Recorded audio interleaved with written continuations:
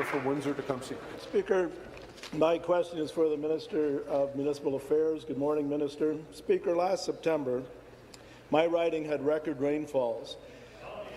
In a short period of time, storm sewers overflowed, thousands of homes were flooded, 110 millimeters of rain in 5 hours, 190 over 48 hours, more than what we would normally get in 2 months, Speaker.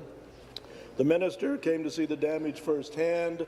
The minister promised financial help from the Provincial Disaster Relief Fund. It's been 6 months, yet only 36 people have received relief payments. 20 more have partial payments, but their file is still open. Speaker, when can the rest of my constituents receive the relief they were promised? Thank you.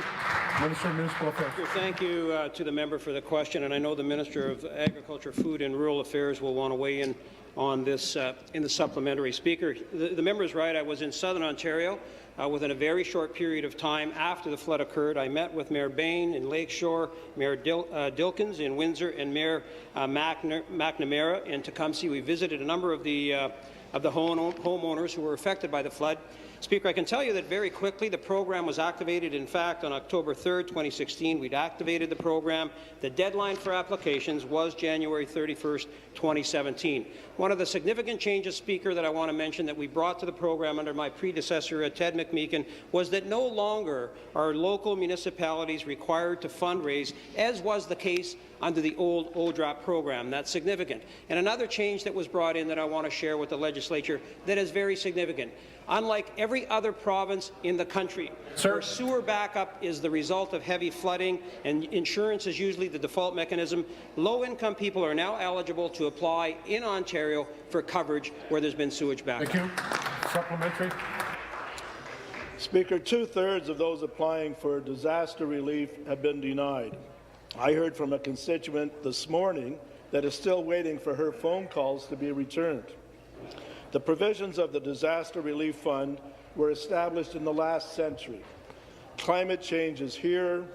It's a reality. This Liberal government has got to come to grips with that and realize communities can't cope with rainfalls of this magnitude. Speaker, when will the minister update the disaster relief plan so more homeowners will be protected in storm events of this magnitude? Thank you. Minister.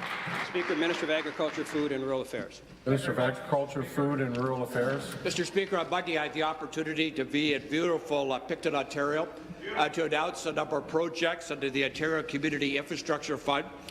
Part of that announcement on Monday was to assist the town of Tecumseh in the neighbourhood of $806,000 to prepare the damage that occurred in that flood back in September.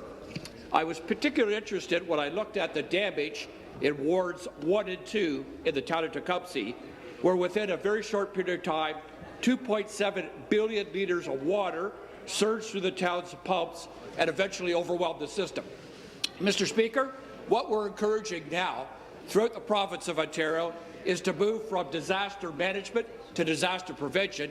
We were asking our municipalities to separate their rainwater from their treatment water to make sure that the system isn't overflowing. That's why we're giving $806,000 to the town of Tecumseh. Thank you.